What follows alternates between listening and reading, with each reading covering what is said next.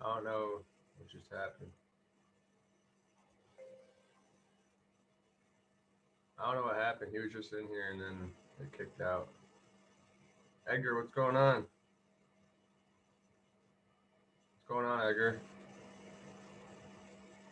Can't hear you. There you are. Can you hear me? Yeah. Yeah, so the Zoom over here is for some reason is just trying to connect. I'm guessing because Tommy just got in through his phone. Let's see. There you go. Oh, there you go. Does it work it?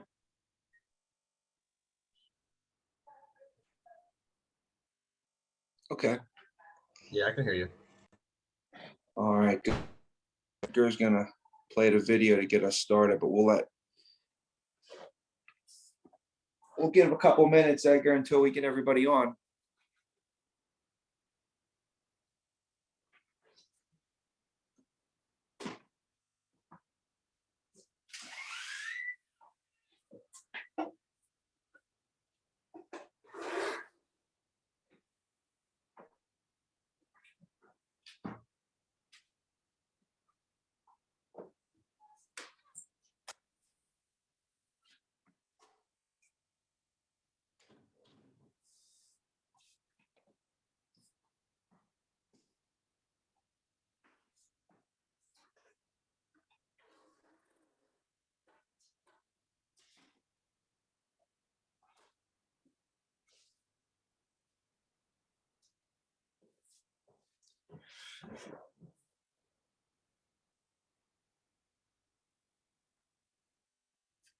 So I'm gonna have to make Edgar the host in the office. All right, there we go.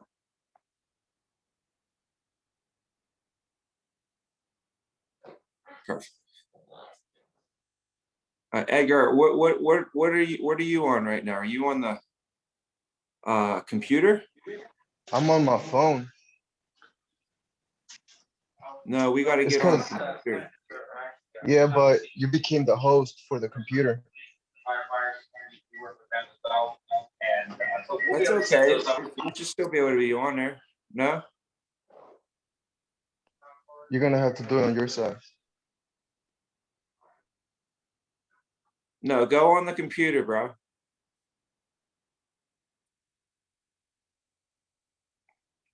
The computer. I just made you guys the host. No, you made me the host. So if I go to participants, you need to get off the call. Get off the call. Why are you on the call on your phone? Get off the call on your phone. You don't need to be on there. And just go to the computer. You're the host. The computer's the host right now.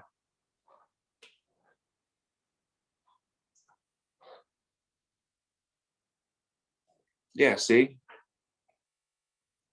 So anyways, let's wait until we get everybody in the room. Maybe go round everyone up who's there. In the meantime, we got to get that TV back there hooked up to the new internet. The computer is on the new internet, correct? The Mac, the Apple, that one should be on the new internet. Double check, make sure it's on the new internet. Quick internet check, how's it working in the office? What do you guys think? So far, so good? I wish I could say.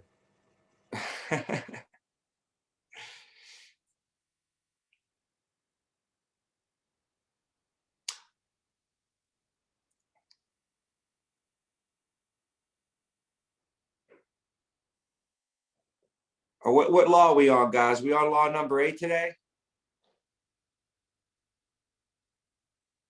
Yep, number 8. All right, cool. We got that ready to rock.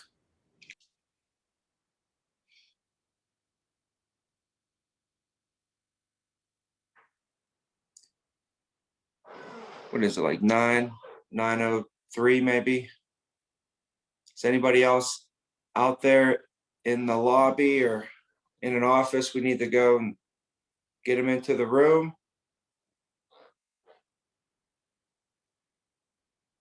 Is this everybody?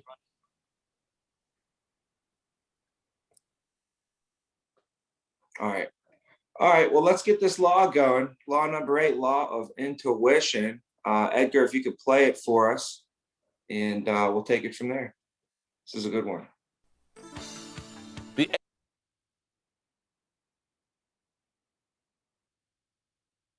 eighth law is the law of intuition.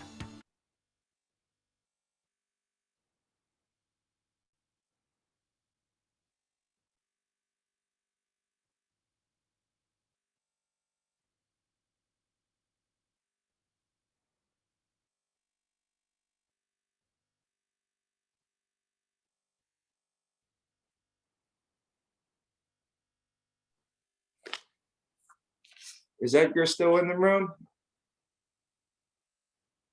Okay. If it is playing, we can't hear it.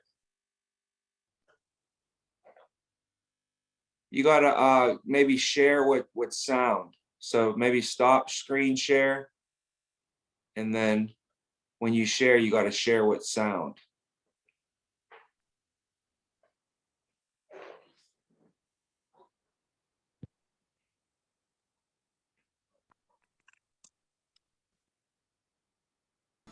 And the law of intuition says basically, leaders evaluate everything with a leadership bias. Now, let me say something about this law, the law of intuition. This is so important. In fact, let me say this. The best leaders, when I shared with you on one of the other leadership laws, the law of process, about our leaders born, and I told you that some people are born with leadership leanings, let me just say this. Of all the 21 laws, this law is most closely associated with people that have what I call leadership leanings. If there's a law for, quote, the natural born leader, it's the law of intuition and it's the law of timing. Because those are the two most difficult laws to learn. They're the two most difficult laws to teach. And so therefore, while I'm teaching them to you, I want you to understand, I realize I have a major task in front of me for the next few minutes. And the reason they're the most difficult to teach is because intuitiveness and timing are very subjective.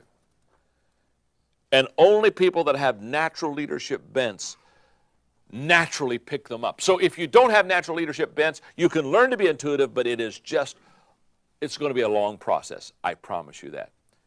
But let me give you the flip side for a moment. Probably no law of leadership puts a leader at an advantage more than the law of intuition. And let me tell you why. In the law of intuition, basically, it allows you, the law of intuitiveness allows you as a leader to see things and sense things more quickly than anyone else, and it gives you a distinct advantage of a leader. Let me give you an example of that. I can win a 100-yard race against the fastest human being in the world if there is a condition. Look at this body, there has to be a condition. I can run a 100-yard race against the fastest human being in the world if I get a 50-yard head start. And I just want to stop here for a moment and say I have carefully considered the 50-yard head start. And I'm starting to say I maybe need a 60-yard head start. And you say, well, of course you can win the race. Of course you can win the race if you have a 50-yard head start. It's the whole point of the law of intuition. You know what the law of intuition is? The law of intuition gives you a head start on everybody else. In other words, it allows you to win the race. The fastest person doesn't win the race in leadership. It's the person who got started quickest.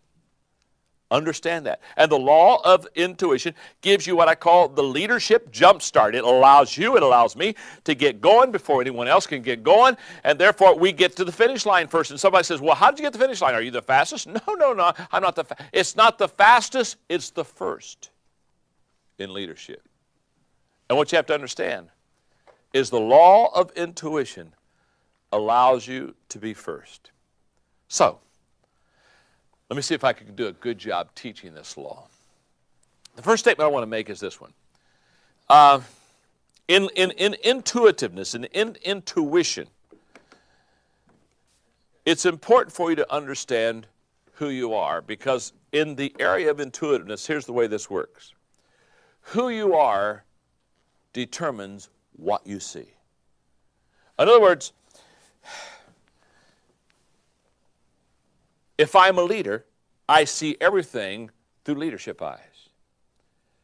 If I'm a navigator, I see everything through a navigator's eyes. In other words, you and I see not what is, we see by who we are. Classic example is every once in a while I'll do something that's way out of my gift zone, just for an experience. I had a wonderful friend who loved nature.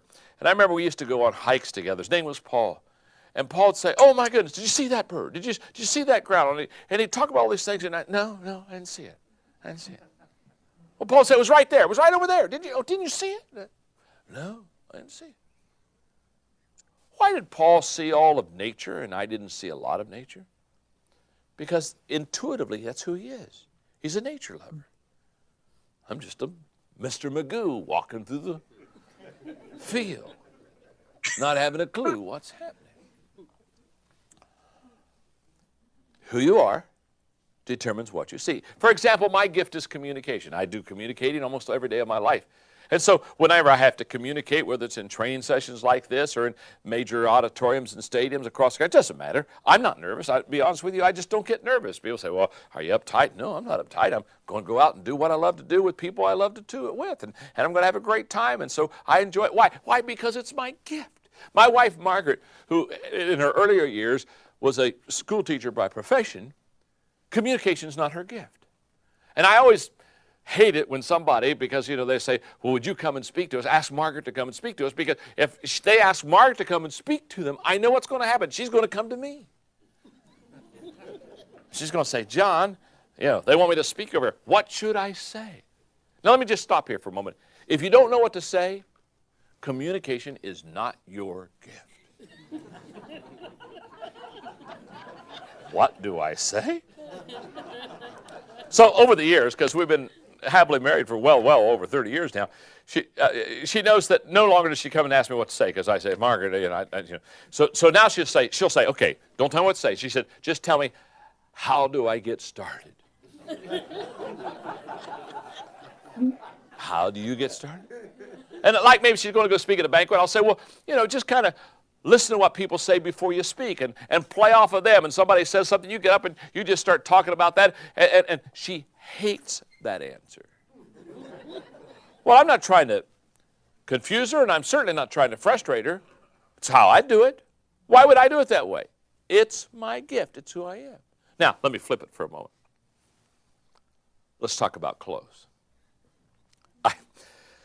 You don't know anybody as bad at matching clothes as me.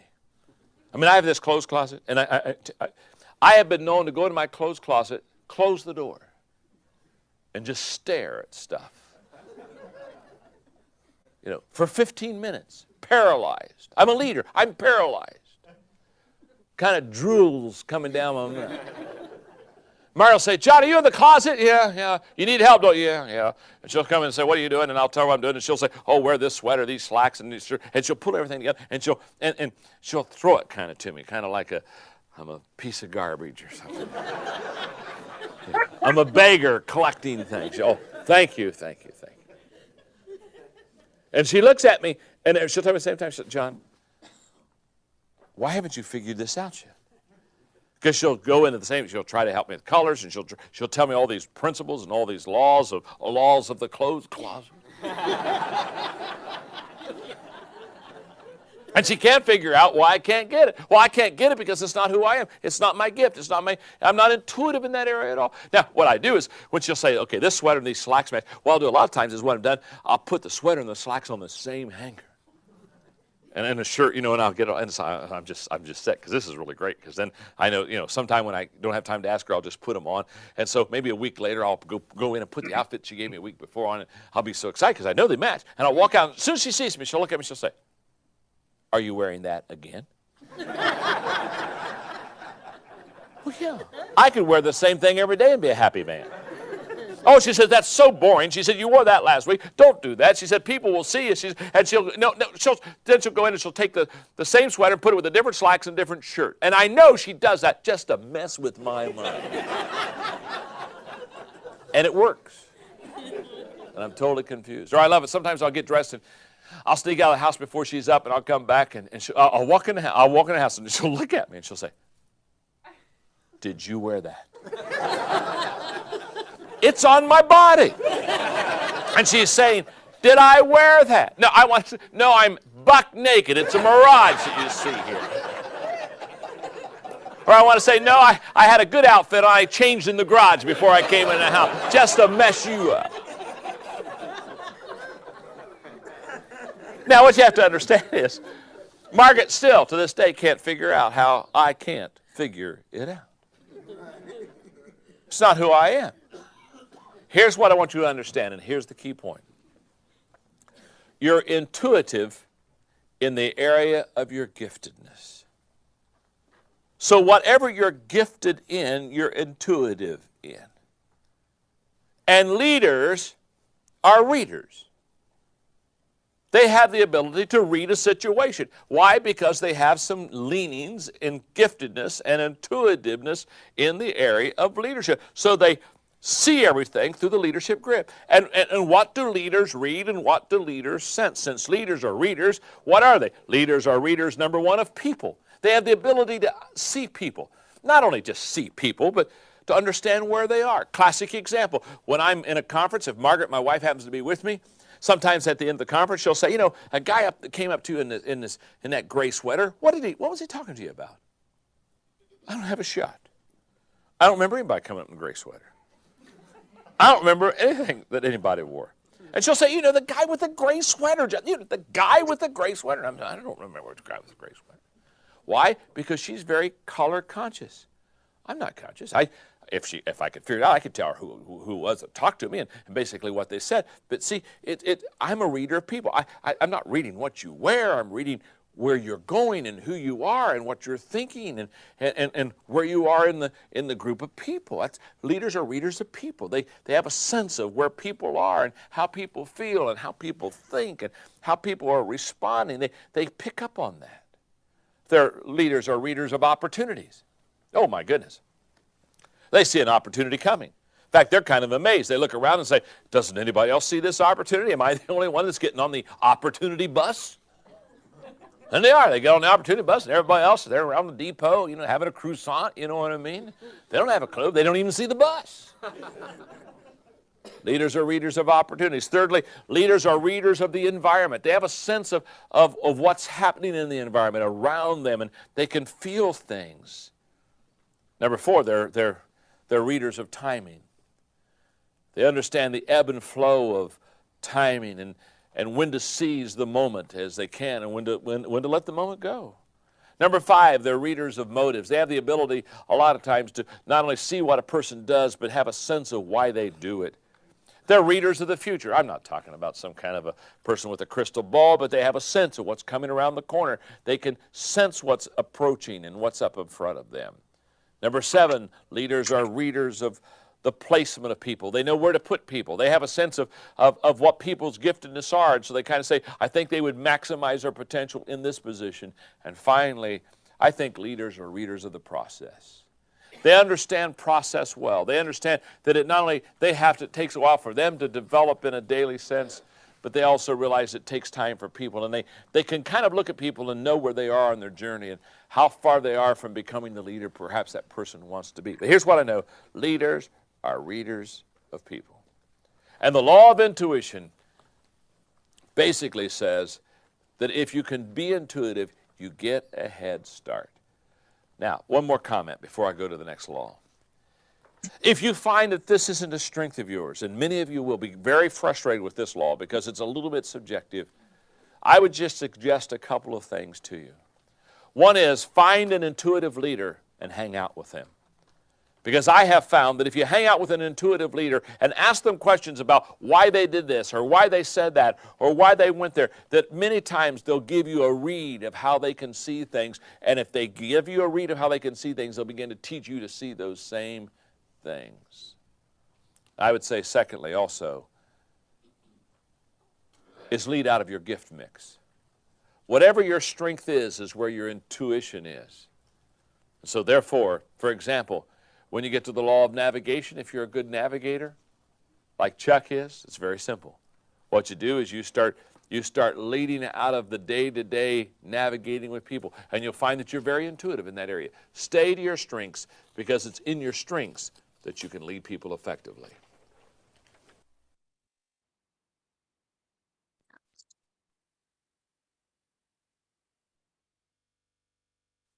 Lesson has to deal with the price tag.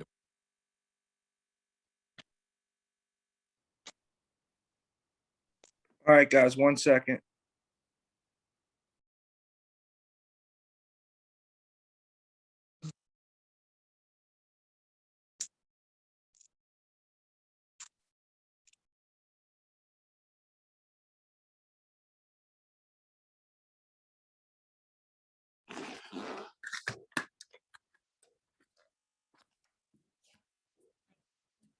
Can you guys hear?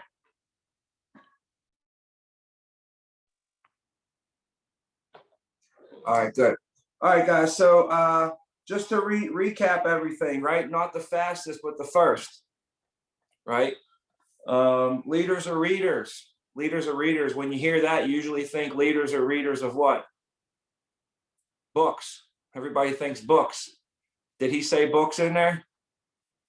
No, no. What were the things he talked about? Anybody got any pointers you want to bring out? Wasn't he told a long story about him and his wife and what he sees and what she sees. Mm-hmm. But go ahead, what do you guys got from what you pulled out of that? Leaders are readers of the situation or what's around them. Yeah.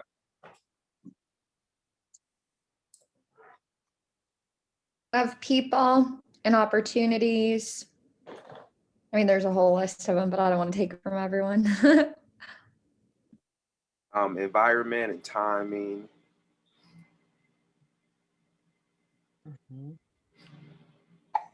But who you are determines what you see. That's what I wrote down. So.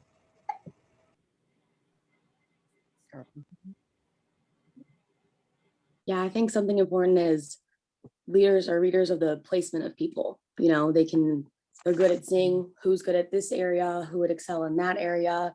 And then I wrote this down a couple times, wherever your strength is where you're intuitive. Yeah, yeah. I like the opportunity one the most, I think. Out of all the leaders are readers of all kind of stuff. Leaders are the ones that can see the opportunity and then get other people to follow them and take advantage, you know? Opportunity unlimited. It's the reason I'm with this company. It's because of what? Opportunity. That's number one reason, you know? And then all the stuff that goes along with that, you know, the opportunity to earn residual income, which that opportunity doesn't exist many places from what I've experienced. And there's different forms of, I guess, residual income, but I haven't seen anything that really touches this. This is lifetime. People, life insurance. When people buy life insurance, when people pay for the life insurance, they pay for it for how long? Like for the rest of their lives, right? Mm-hmm. So it's kind of like a trick question. You say, if you have life insurance, how long should you pay for your life insurance for? And then people are like, I'm like, it's kind of like a trick question. You know, we already know for the rest of your life, you know? So when I solidify with clients, first of all, I do the script. So the normal script, you know, Joe, this doesn't really happen, but sometimes a member will call and they'll actually want to like cancel their coverage, and what we find out is really only two things happen is, they get older and it costs them more and they want to get in on the coverage and they're upset because it costs more, or they're older and they want to get the coverage and they can't get it because they're no longer able to qualify. So what I need to do is I need to make sure that today this $170 a month, less than a cable or cell phone bill. We just need to make sure though that is comfortable for you. And what we just don't want to make sure, Joe, is that something down the line, couple months or a year or two ago, and then you give us a call and you say that that $170 is now no longer comfortable. Okay, because what we don't want, what we want to make sure is this is a long-term solution. This is not just a short-term fix. So we need to make sure this is comfortable now and until forever for you. Does that make sense, Joe? Do you see any reason at all why this 170 wouldn't be comfortable for you? Okay, great, perfect. Now, can you promise me, Joe, that no matter what, that you keep this program in place for your family? Okay, because and I'll say this, because Joe, I know today I made a lot of promises to you. Basically, I'm promising that on one of the worst days of your family's life, I'm promising that our company is going to be there for you and your family, just like we have for all the other millions of families that we service on a daily basis. So, Joe, I just need you to make a promise to keep this program in place, okay? Because I know that things are going to come up.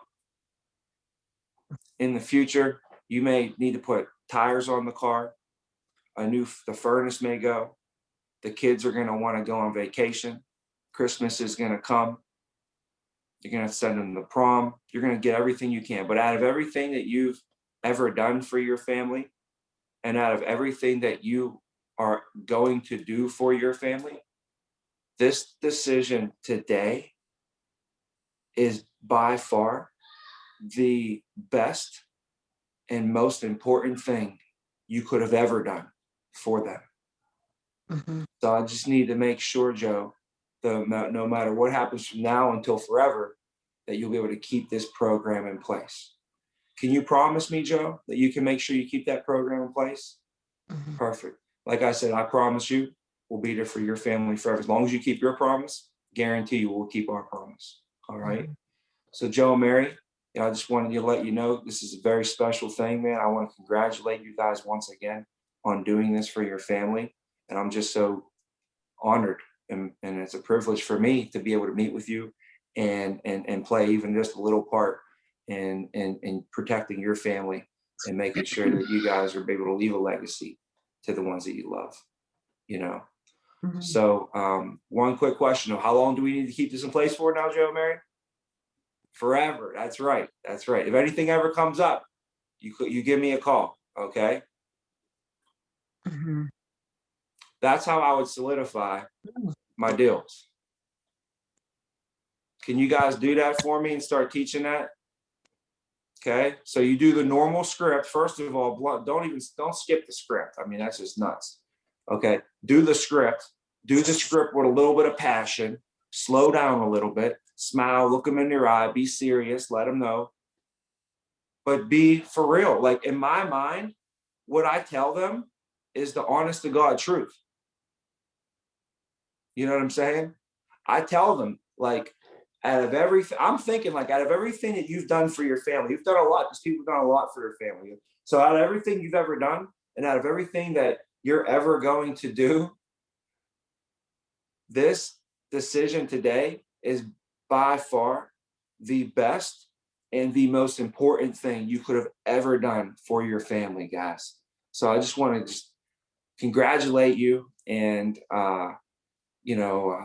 let you know I'm honored, I'm privileged, I'm happy to be able to be part and meet with you guys today, and I'm going to send you over a picture afterwards, okay? And if you can stick me up on the refrigerator, or something, just, keep me with the family pictures. Okay.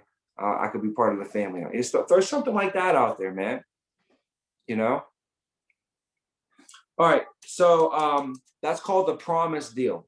So you hit them with the normal script, and then you hit them with the promise deal. You say, basically, Joe and Mary, I know I made a lot of promises to you today, basically promising that at one of the worst times of your life, I'm promising and guaranteeing you that we will be there for you and your family, just like we have for the millions of other families that we service. But I need you, Joe. I need you to make a promise back to me. I just need you guys to promise that no matter what, you keep this program in place for your family from now until forever, because and I know things are going to happen as we get older. The car you get a new car, the roof may blow off the house, who knows, right? But no matter what happens, we got to keep this program in place. Okay. On top of that, so I usually go into like something, I'll say, no matter what, all the bad stuff happens, this is the last thing that you ever even think about losing for your family. Okay. I'll lose the roof on the house. I'll lose the car. We'll lose a furnace before we ever lose this program for our family. Okay. And no matter what, you're going to do everything you can. I mean, Christmas is going to come. You're going to take care of them, make sure they have a great Christmas. They're going to go to prom one day. You might rent them a limo or something. You're going to take them on vacations.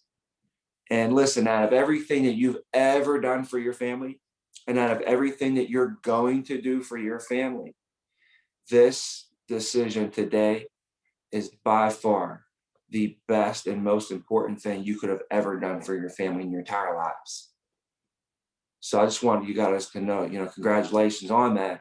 I'm happy to be part and able to work with you guys today. It's an honor, a privilege. It's great. You guys are amazing people, by the way, beautiful family, and I would just tell them, some stuff about their family or whatever, and be genuine and real. And that line to me is I'm a little bit biased. Okay. I believe in life insurance, maybe just a little bit more than the average person. So that's why I feel that way. I feel honest to God. I feel that out of all the bullshit that they're going to do, out of all the toys and dinners and everything that they could do, this is by far the best decision that they made as a couple, So anyways, financially at least. So anyways, I put that into the script there. And then at the end, I tell them, I make sure, just promise me, Joe. And I reach out, usually shake their hand of them in person. Promise me that you're going to keep this program in place no matter what. And then I joke with them, I say, and then it's just like, it's like almost like overkill kind of, but you smile and you're like, now, Joe and Mary, how long do we need to keep this program in place for? How long do we need to keep in place for again? Forever. That's right. Now we got it, right? And I even joke with them a little bit to where it's like, all right, we got it, Tommy. And you're already friends with them. You already joked around. You already built rapport with them to that point where you can take it to that next level a little bit, So anyways, I really don't think you can overkill the solidification, So I hope you don't think that's overkill, but you could go even further, then you take the picture with them. And then what you do is if you send them the picture with a thank you card, obviously, and inside the thank you card, you put the business cards. Usually I would put 3 business cards in there, and one of them would be a magnetic business card. Because you want them to get the point. Because one thing that I drive home is, solidification, sure, but solidification ain't even the deal, guys. Like, the client should know, the client needs to know that I ain't even here to protect you. I'm here to protect everybody that you know. Protecting you is that's like first grade, like that's a given. Of course you're gonna keep your life insurance forever. You're helping me get a bunch of other people to keep their life insurance forever. So the solidification on the policy, guys, is number one. Yeah, we solidified the heck out of it. We really did. But the real, how like, I get it, Tommy. right? You know, that whole message where you kind of want them to be like, all right, I got it. Dude. I got it. I'm going to keep it forever. You don't got to worry about me canceling. Like they're going to, Tommy, hey, Tommy, don't worry. Me and my wife here, you don't have to worry about us. We're not going to cancel our coverage. I know how important this is. Like, poof, wouldn't that be great if they were cutting you off and saying, please stop solidifying me. I got it. Like, wouldn't that be great? So it's kind of like that, but we want to do that with referrals. With referrals, you can't really overkill it with referrals. So you ask them for referrals, and you say, you do. So right now, Joe and Mary, you listed each other as your beneficiaries, and then you listed your kids as your secondary beneficiaries. What they need us to do now is to list your third and fourth beneficiary. Last year alone, and the reason we need to have a third and a fourth beneficiary listed for you, Joe and Mary, is last year alone, over $1 billion went unclaimed in life insurance. You know, basically what that means is that people had life insurance and then they passed away, and then their families never claimed on that money. And what do you think the number one main reason why people never claimed on that life insurance money? That's right. Because they didn't know, they didn't even know it existed. So how can they claim on it? They didn't even know it was there. So what we need to do is we need to make sure that this money is guaranteed to pay out to your family. Okay. I'm not even gonna say it, but I'm gonna say, so now, okay, we need to list your third and fourth beneficiary. So who would be your third beneficiary, Joe? Who would that be? Obviously, if you passed away, if your kids passed away, this would be who would go to your third person. Would this be your close family member, your brother, your sister, your mom, your dad? Who would it be, right? And then we get those listed down. Third and fourth for Joe, third and fourth for Mary. Sometimes they're different, which is good. That just gives us more people to call and enroll. So from there, we say now what we need to do is we need to give them a call, let them know that you listed them as a beneficiary, okay? And just make sure that they're comfortable with accepting that responsibility. And then I give them a call. Hey, George, this is Tommy. Yeah, I'm actually working with your brother, John and Mary. I'm actually meeting with them right now. So they could say hi. You want to, gonna say hi to George. Hey, go. Okay. Say hi, George. Say hi, George. All right. So actually, since the pandemic, I'm meeting with them in person, but we're actually like not in person. We're through Zoom. So they're on a Zoom call right now with me. It's kind of interesting. I'm looking at them. They got their dog and everything over there. But one thing that we did is actually work with him, and he's part of the local 758. Or your brother and sister, they actually took advantage of the child safety program that's worked through our company, and boom, I'll go in through there. Or your uncle, he actually took advantage of the free will kit program that gets offered through our company. And basically, what our company does is we take care of 100%. Typically, we work with unions and organizations. We provide them with supplemental benefits. And in order to even qualify for these benefits, you have to be part of one of these organizations. And your brother was, lucky enough to be able to qualify, try to qualify for these benefits today. So part of the benefits that your brother has is life insurance. And for his life insurance, he actually listed you as one of the beneficiaries. So that's why we had to give you a call today, George, because we needed to make sure that you were aware that you are listed as a beneficiary on your brother's life insurance. But also, we just had to make sure that you're okay and comfortable with accepting this responsibility.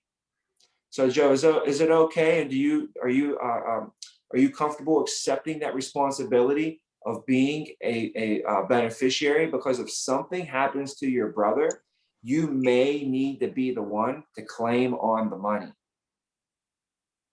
Oh, sure. Yeah, you could list me down for that.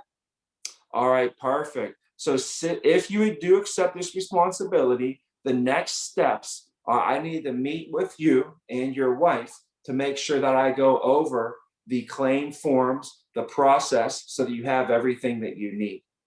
Okay, so so what I was reaching out to you to make sure you accepted that, but also we actually need to get you on my schedule because I run a very busy schedule. So we need to get you on my schedule as soon as possible while I'm still in the area. And then when I nail the time, I'll say, now, Joe, that's great. I could squeeze you guys in later today. Shouldn't take that long. I'll be able to squeeze you in later today between, when I'm wrapping up, you guys are going to be up. So I could probably see you between 8 and 10, I'll send you the Zoom link and we could just hop on the Zoom. Then I could go over the information. I'll mail it all over to you. Okay. Now, part of the program, Joe, is what's nice is right now, since you are a beneficiary for your brother, then you are going to be able to have access to the same exclusive benefits that your brother was able to take advantage of today. And what I'll do with our time, I run a pretty busy schedule, but I'll make sure that I take time with you and your wife, and I'll go over all those exclusive benefits for you, and you'll be able to have access. And if it makes sense, you could even take advantage of them too during our time. Okay, so tomorrow or tonight between 8 and 10, I'll look forward to seeing you guys then, and we'll get you guys all squared away. And if you want to, you could call your brother George, thank him, or maybe he could probably hear you. I'll put you on speaker. Guys, say bye, George. And all right, cool. All right, bye, John.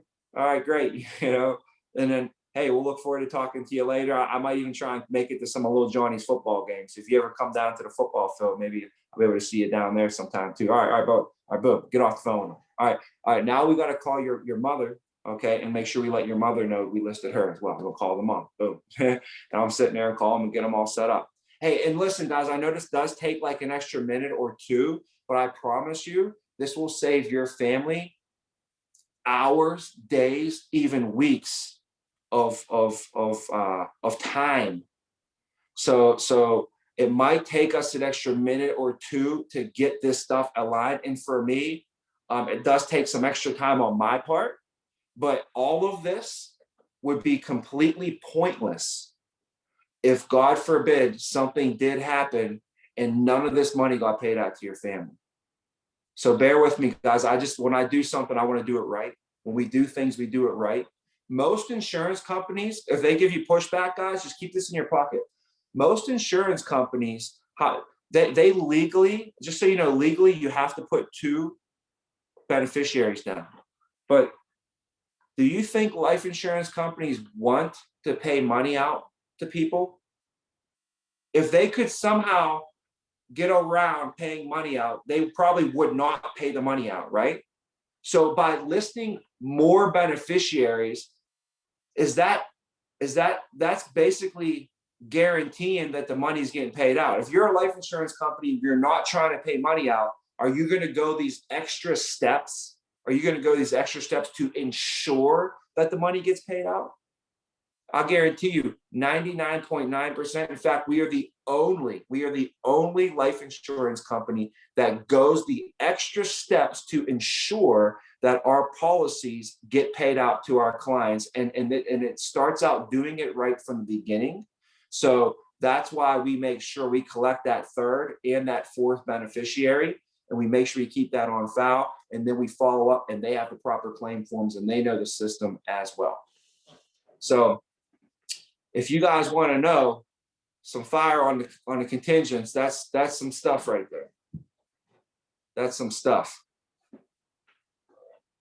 Does it take extra time? No, it doesn't. It actually takes less time. You think it takes more time, it takes less time. This is what I'm talking about. The leader is not the fastest, it's the one who's first. So you think that by hurrying up and getting through the presentation and by giving two contingent beneficiaries, you're like, oh, Tommy's spending an extra 5 minutes collecting them. He builds it up, he collects the names, then he calls the people for another 10, 15 minutes. That's an extra 20 minutes in a home. I'm saving 20 minutes of presentation. I'm moving faster. No, bro, you're moving slower. okay? Because you're taking those 20 minutes and then you're gonna have to go make phone calls. And the last time I checked, it takes 60 minutes to get one appointment set, and those are leads. So you're gonna call and spend 60 minutes and make one appointment lead, when I just took 20 minutes and got three or two contingent beneficiaries set on my schedule for the next 2 days. Who's working smarter, right? Who's taking more time? Sometimes you think it takes more time, but the more time is really taking you less time. So then after that, then I say, all right, now Joe and Mary, I just want to ask you guys that, after our time that we spent together, what value did you find in working with me today? Just if I could get some feedback from you guys, what value did you find in working with me? Oh yeah, I was nice. You understood what I said. I helped you with your whole life. You didn't know that.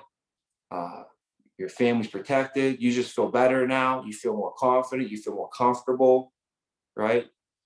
And I said, well, I appreciate, all that, that definitely makes sense and all that. What value did you find in the program that you took advantage of today? Because what I want them to do is I want them to tell me, what value did they find in me, and what value did they find in the product? Because I'm about to ask them to refer me and my product to the friends and family that they know, right?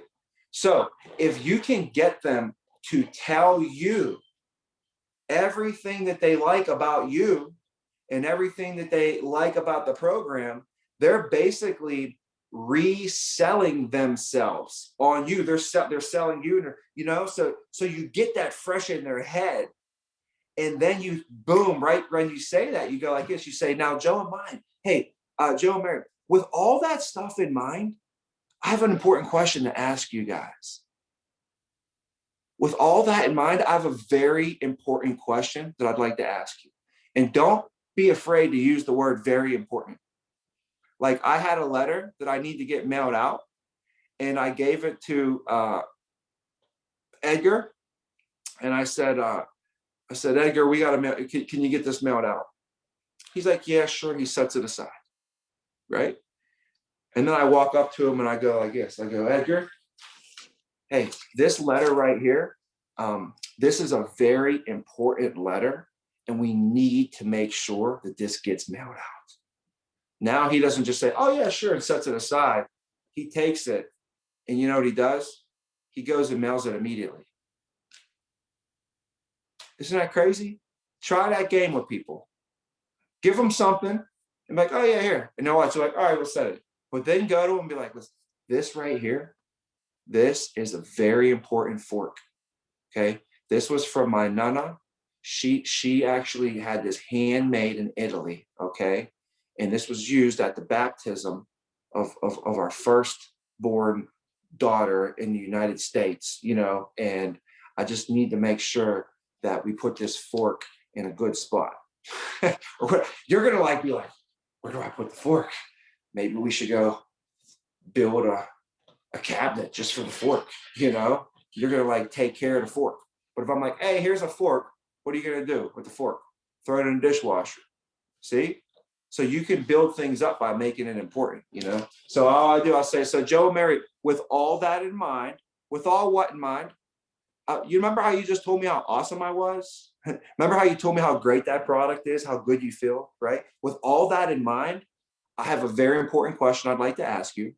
With your permission, I'd like to brainstorm with you guys about some people that that would benefit from working with me as well. So I know you said that, your brother has a few kids, right? And he actually is pretty local to you as well. Well, let's get started with your brother. How about your brother or your mom and dad even? I think it'd be great for us to talk to them, the freedom of choice certificate as well. So, why don't we get started with your brother and your mom and dad, okay? And then you could even, think about some other people that you know from here or at the church, or maybe some colleagues that you work with, or maybe some of your best friends you like to go to the bar with. You have any good friends from high school? You said you used to coach the Little League right there. Is there any neighbors in your neighborhood? And all you do is you start throwing out suggestions. Okay, they're called brain joggers. And if you just say, who do you know that would benefit from working with me? Their mind goes like this. Well, I know everybody over here, and I know everybody over here, and I know everybody in between. Who do I even think right now? And it's paralysis by analysis. So you start to throw suggestions out there, right? And then start taking the names and writing them down, just taking them. You got to start taking them. So that stuff right there. So then I'm collecting referrals.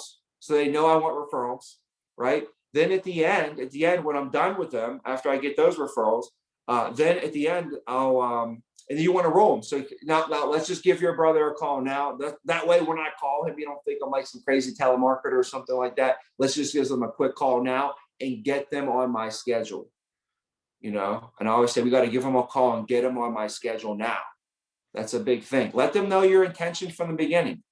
You know, I need to give them a call. We need to get them on my schedule. Okay. So now at the end, I'll say to them, I'll say, okay, Joe, Mary, well, I usually, if I was in person, I would give them a folder. Okay. If I was in person, I give them a folder. Here's your folder. Okay. My business card is in here. If you need anything, you contact me. Then I go like this. I go, so Joe, here's 3 business cards for you. Mary, here's 3 business cards for you. If I was in person.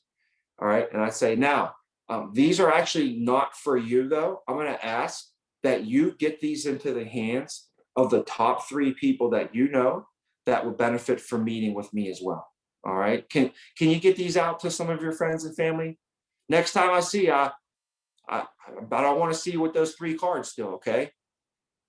And then I might even go like this. Do you have anybody in mind that you'd want to get them to? And sometimes they'll be like, oh yeah, well, my brother that you just gave him a call. I was going to get him one. I'm like, you know what? I'll meet with your brother. I'll get him one so you could get those over to some other people. What do you think I'm like? I'm not like pressing the issue of referrals, am I?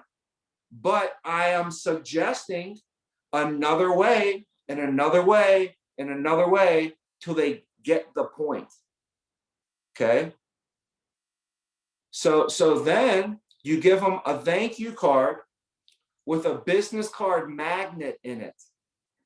Okay. This is where you can really set yourself apart from everybody. Get yourself business card magnets. Do you want to have good retention or what? And big fat renewals, get business card magnets. You stick them in the thank you card. Then you put the picture in the thank you card. And then you stick a couple normal business cards in there as well. And you tell them to obviously stick that up on the refrigerator with your picture on it. Boom. Then in the bottom, you say something like, I forget what I had written in it, but it was something like, if you know anyone else that can benefit from working with me, please don't hesitate to give me a call or send them my way. The biggest compliment that I can receive is the referral of one of your friends or family members. The biggest compliment that I can receive is the referral of one of your friends or family members. And then you have 3 business cards in there as well, suggesting. I was joking with people. I was like, on the way out the door, you should accidentally drop a couple on the floor too. You know, what are the business cards doing sitting in our briefcase? You know, what are they doing? We got to get rid of those suckers, man. We're like saving them up, like, oh, I got to save them or I'm going to run out. They can't print anymore. Get rid of those, man. Give them out to everybody all the time. It's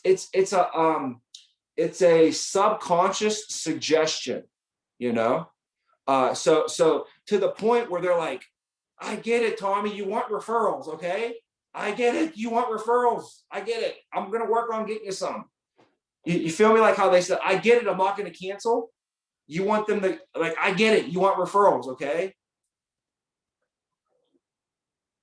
And if your clients don't get, then you're not pushing it. Like you're until they're to the point where they're like, oh, Tommy's calling me. Like, hello, hey, Tommy. You know what? I was just gonna give you a call. I talked to my brother for you. You know, like they know why you're calling. Hey, Tommy. No, before you even ask me. All right, I talked to my brother. Okay, and he said next week is gonna be good. I'm gonna even be there too. All right, just to make sure everything goes good for you guys. Like, do your clients get the point? Do they get it that you want referrals? You know? And guess what? When they get the point that you want referrals, canceling their life insurance is not even a question anymore. It ain't even a question. You know, we don't got to skirt around talking to the clients. You should have their number on speed dial. They should have your number on speed dial. Here's my picture. Save it in there. I'm going to save your picture. When you call me, your face is going to pop up. Sometimes you don't remember a name, but I'll never forget a face, you know? So, you know, I never want to forget you guys. I'm going to make sure your number's programmed right into my phone. So that's the type of stuff, guys, that will get you guys renewals, right? And referrals. And the referrals lead to the renewals. And the only thing else that in leadership that we got to win on, guys, is recruiting. There's 3 R's, man. I would always tell myself, if I can win with these 3 things, just think about it for a second. You know, if I can win with recruiting, well, I don't know, basically, let's just say that I was able to recruit more people than the person next to me, or if everybody, I was number 1 with recruiting. Or if it was me versus Johnny, I got more recruits than Johnny. So if I won with recruiting, the next thing I would look at would be, how's my team doing with referrals? Because if Johnny got 10 people and I got 10 people, but my team is all running referrals, then we're going to win, guaranteed, without a doubt. It's the easy answer to that one. So that gives me the leg up there. And then if I'm able to have good retention, and good retention of business, but also good retention of agents, of team. Well, your agents on your team, if they're all doing referrals, they're going to be massively more successful than someone who does not touch referrals or they're allergic to. And when you're successful, you don't leave the company or the opportunity. So the retention of your teammates and the people that you lead, they're not going to leave you, the organization, the company, the team, the opportunity. They're not going to leave because they're massively successful because you taught them referrals. You know, and that's your culture. You have a culture now of recruiting because you lead with recruiting and then your people lead with recruiting. So they know that's just our culture. We recruit over here, you know, because, well, I'm on Tommy's team and that's all Tommy does. He talks about recruiting. He leads from the front and he's always asking me about it. He's coaching me on it in the meetings. He's recognizing people for it. You know, we have a culture of recruiting. That's our culture over here. So you guys can create a culture from the beginning on your team of that, you know. And what the thing is, if I bring in 10 personals, like, how did they get into the company? If you're a personal of mine, how did you get into the company?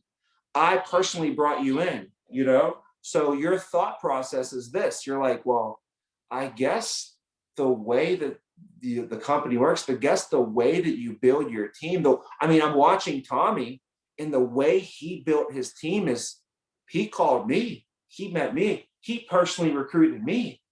So like all I know is all I know. And all I know is I got personally recruited. So, and Tommy's doing it and he's successful. And that must be what I need to do to be successful. So like without you teaching anything, without you saying anything, just by your actions of you doing it, inherently puts that in and puts that seed into the people's head when they come in, because a personal is going to bring in more personals. It's just the way it works. It's just the way it works. So anyways, So if you got that culture of recruiting going, then you got a culture of referrals going. Your team's going to grow and they're going to be successful at a higher rate and faster. They'll be happier, and maybe maybe they don't need to be more successful. Maybe they can be average successful, but they don't have to work as hard. You're like, my people only work like 20 hours a week. You send 3 referrals, sell 2 of them, we're good to go. Like that's a nice spot to be in. And the thing is though, you can't teach what you don't know, and what what you aren't. Like, so you got to be a referral getter, you got to be a referral setter, you got to be a referral seller, because then you can just transfer that and teach that into others. So like, why do I need to be I don't want to run referrals, or it's hard for me to get on referrals. I'm not good at referrals. It's easier for me to stick what I'm used to, calling the leads, running the leads. It's easier for me to do that, right? So I'm going to stick to that because it's harder for me to get on referrals. Well, if you really want to think about it, guys, that's not true. It's harder to get on referrals, yes, but when you're on referrals are way easier than the leads. We already know. Getting onto the referrals, getting onto that path might be a little bit hard, but once you're on that path, it's an easier path to go down. Why do you not want to get on referrals then? Because it's just too hard. I don't want. So why do we need to? Is not even for myself, but for my team. If I want to have a big team, if I want to be able to teach this, I got to put myself through the fire. I got to go through the gauntlet. I got to take my lickings and I got to get good at this. I have to. I got to get good at it. It's uncomfortable for me. I don't like to take the time in the home. It takes more time in the home. I'll be honest with you. At first, it was uncomfortable for me to do this, forcing people, calling them, rolling them. It would take extra time. I would start to think like, oh, the people are getting annoyed with me, this, that, and another. And then after you do it for a while, you realize it's no big deal. Because you know what they were going to do? They were going to get off that call with you and they were going to go sit back on their couch. Yeah, you're going to leave the home and they're just going to go back to literally nothing. There's nothing they were really doing for those extra 15 minutes when you got those referrals. And that's what I had to learn and realize when I was leaving the house. I'm driving to the next house. I'm like, I bet they're not doing anything right now. I bet they're just sitting around. Like, it's not like as soon as I got off, they're like, all right, hurry up. We got to hop on this next Zoom meeting. It's not like they got this jam-packed schedule that you're like really, really ruining their day or ruining their week. Okay. You guys are busy, right? You're busy and you're not even that busy. So they ain't that busy. So don't think you're wasting their time. The referrals are important. So we got to train our agents on that. And then the last thing, guys, is the retention. If you have a team that collects, that recruits, collects referrals, the last thing is that if you guys focus and you have the best retention, then you're going to get renewals. And that's the name of the game. You're going to win at the end of this thing. I want everyone here, we got to pick our heads up and have something to show for it, and not just the upfront money. They say employees work to get paid. Business owners and entrepreneurs, they work for profits. So we can't just be working for the paycheck week to week. That's an employee mindset. It's like, you work, you get paid. You work, you get paid. You work, you get paid. But a leadership mindset is building something that is going to be profitable over time. Nothing's more profitable, guys, than getting paid for doing nothing. That's the most profitable thing you can do. You put no time in this month, but like this month, if I just sit here and do nothing and I hibernate like a bear, I'll make $22,000. That's pretty profitable. That's a profitable situation. Like, if you work 10 hours and you get paid $100, you made what? $10 an hour, right?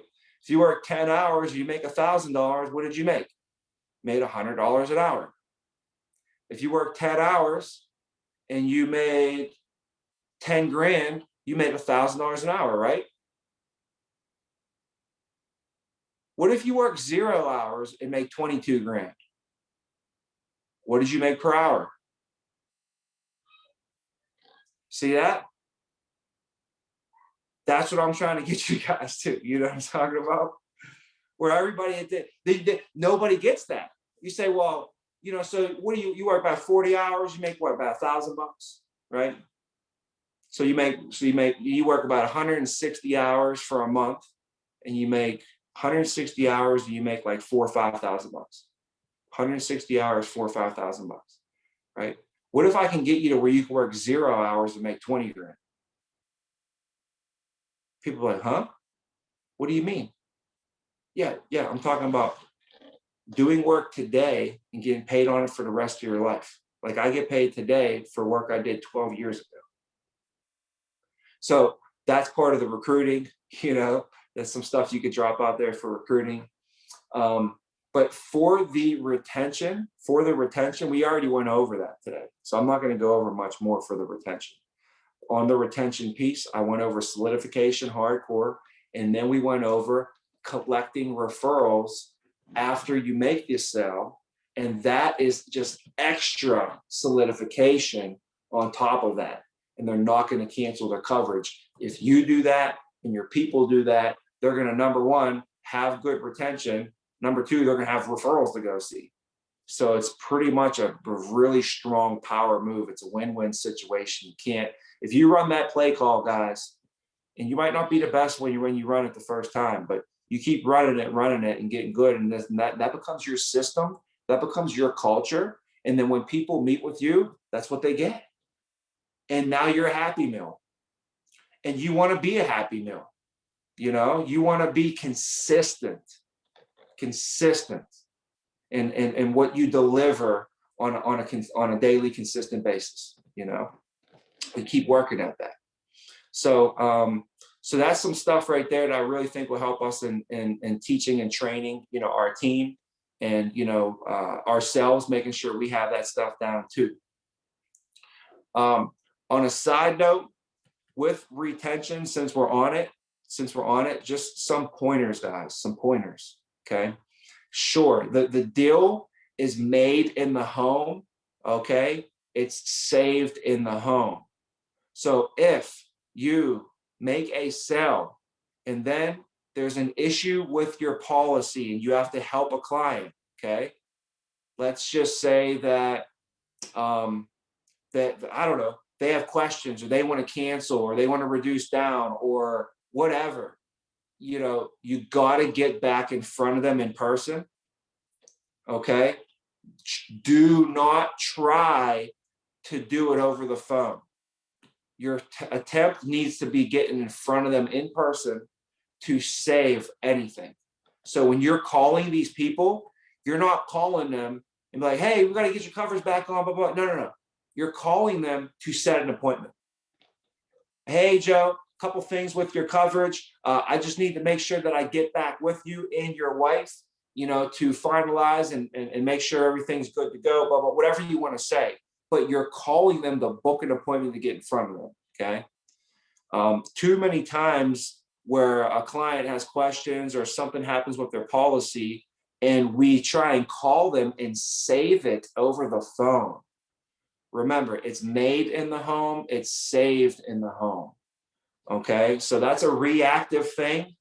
Hopefully we never even have to do that because we make good policies up front and people understand and we solidify, you know, and we do it right. If you do it right up front, we should never have to handle reactive things. But nonetheless, if you're in the business long enough, you're going to have something come up, okay?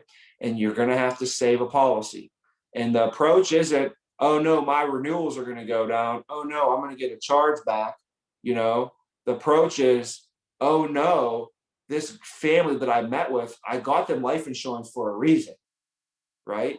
And now they don't have any life insurance. I feel bad for them. They must not understand. Something must have happened, but I'm not going to let this happen to them. You know, I'm going to help them. And you go in there and you help that family. So you take the approach of like, feeling bad and wanting to help the poor family. Okay. But underwriting bulletins and policy mods, they need to be handled ASAP that day, like first in, first out. Like as soon as it's in, we get it out, get it done as soon as possible. Before, I used to have to drive to the people's home and get them to sign things. Or I have to mail them to them, which is still a pain in the butt because we would have got like yellow envelopes or pink envelopes or orange envelopes so that I can mail items to a client. And I say, hey, keep an eye out. It'll be like in an orange envelope just to make sure they didn't miss it. Then I have to call them 2 days later to make sure they got it, then make sure they signed it, and then make sure they put it in the return envelope, then mail it back to me. And then I had to get it, and then I had to mail it back to home office, right? Now we can DocuSign. So we got to be on that stuff. And I think what happens is we get off the call with the client and we never really talk to them again. And we're afraid to talk to them for some reason. So we have to get over that. Okay. You can't be afraid to talk to your clients. It's nuts. You know, you should make sure that, you know, I don't know, you have an open line of communication with them and they know that after you, hey, Joe and Mary, you know, everything over the next few days or a few weeks, you may hear back from me because they may need a couple of things to process everything. I'll probably be giving you a phone call over the next few weeks just to make sure everything's good. If you don't hear from me, that means everything's going fine. But if they do, they might need a few things. One thing you will hear back from our company, though, our company calls everyone that we service and makes sure that we did a good job for you. Okay, that's why we're A+ rated. We have 99% customer satisfaction. You know, and if I could, you know, and then I just let them know they're going to give them a call. So that's some stuff at the end you wrap up with. But by letting them know that stuff, that you're going to need more information during the underwriting process, if they need stuff, you can call back and get it and shouldn't be that big of an issue. Also, rated risk needs to be done clearly. You know, if you're in the home and you're like, so Joe and Mary, you know, we're going to apply everything as usual, it could come back and, you know, it'll come back standard or it could come back actually decline as well. I got to let you know, or it could come back somewhere in between, but I'll call you and you can make a decision then. Was that good? Do they know what the hell I'm even talking about? Guys, you're not doing anybody any favors by saying the solidification, but the client goes over their head. You know, slow down, make sure that we do the rated risk properly. I'm telling you guys, do you want renewals, right? You got to make sure you do it properly up front. So what I'll tell them is I'll say, so Joe and Mary, today, your application, we filled it out completely and you guys did a good job on all that. I have all of your information in there. So what we do now, Joe and Mary, is your application will be sent to our home office for approval. All right. And once it goes through the underwriting process, typically 4 to 8 weeks, you know, you'll hear back. They can do basically 3 things that can happen. Right. The first thing that can happen is your policy can get approved just like we applied for today and everything's good to go and it'll be approved standard. Okay. The other thing that can happen is the exact opposite. They can actually decline you for your life insurance. I have to legally let you know that up front. I have to let you know that. Okay. Based upon the way you filled your application out, I filled a lot of applications out in my day.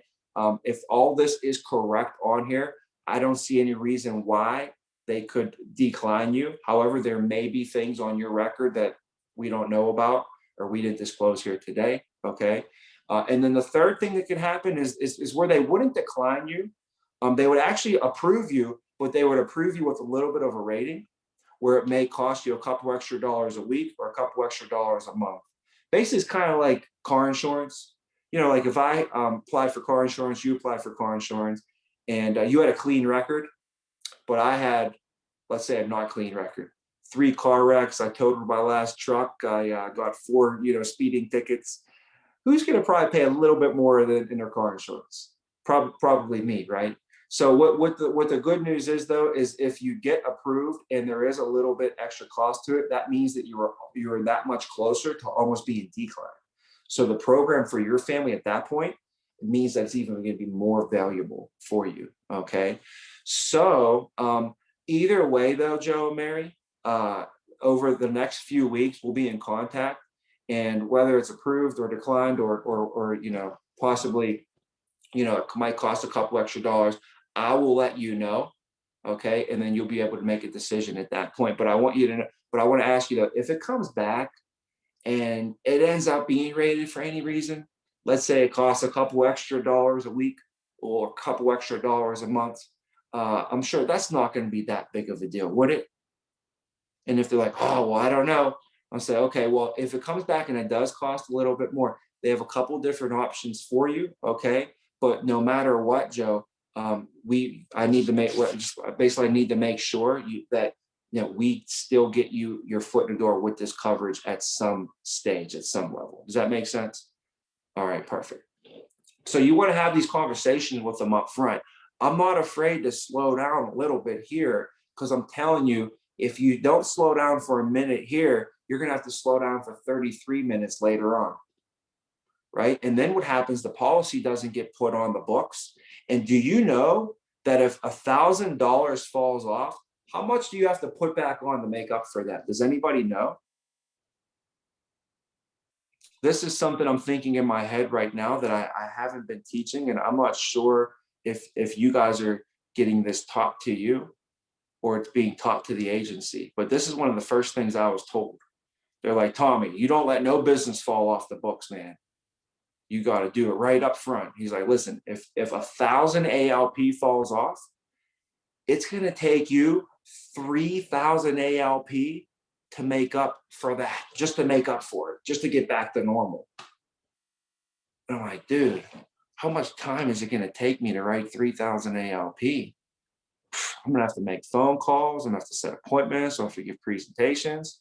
That's going to be hours. You know what? I'd rather just take this extra 5 minutes and solidify properly, take this extra 5 minutes, do a good rated risk, you know, fill out this application properly, you know, and just fill out the thank you cards, take all these extra little minutes and seconds here so that later on, it doesn't take me a half hour trying to get him to place a policy mod, and then he doesn't place it, and then it NTOs, and then I just lost 1,000 ALP. So I spent 30 minutes trying to get that mod placed, and now I got to spend another 3 hours and 47 minutes to write 3,000 ALP, try and make up just to get back to like where I was, because I was here and then I went back down, so I got to get back up to here.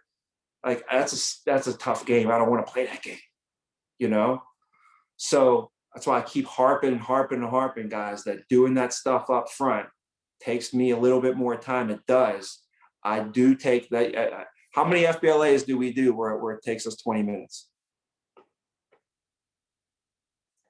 I go thorough. I go long. I don't mind it. I'd rather overdo it than underdo it. I'd rather over explain things than under explain things, you know, to where you're like, all right, I got it. I got the point, you know. Use 65 different analogies if you have to get that point across. But I'd rather that than the client walk away and not know, or you guys leave this meeting today and kind of get it or not really get it. You know, I'd rather you get it. So, you know, don't be afraid to be a little bit thorough, to take the extra time. And I really think that it just shows that you care, you know, at the end of the day. But also we have to be respectful of everybody's time as well. And you can't keep clients on Zoom calls for 3 hours, you know. So hopefully this helps, guys, today. That's all I had on the list. I had recruiting, referrals, and retention was the 3 R's. And that's what I wanted to cover with you guys today. And you can take that with you for the rest of your career and teach that to your people. And if your people are the best at recruiting, your people are the best at referrals and the best at retention, I mean, that's you guys have a great career going on right there. All right. Well, hey, let's rock it. We did a great job yesterday. We're at 19,000 for the week. 19,000 for the week. So if you can talk to your peers, if you can get the word out if you can spread the fire throughout the agency today, we're going for 21,000 and we'll be at 40,000 at halftime. And it'll put us right in target range to try and run up this 100 we're going for. Everybody's commitments added up to way more than 100,000, which was very encouraging on Monday. So really, you know, if we just all focus on just doing our slice of the pie, taking care of our piece of business this week, we're going to crush 100,000. So great start. And some people didn't even pop off yet. So I'm excited to see, you know, what we got going on today. That's it, guys. Let's rock it, man. Have a great one. Appreciate your time today. Thank you. Thanks, Tommy.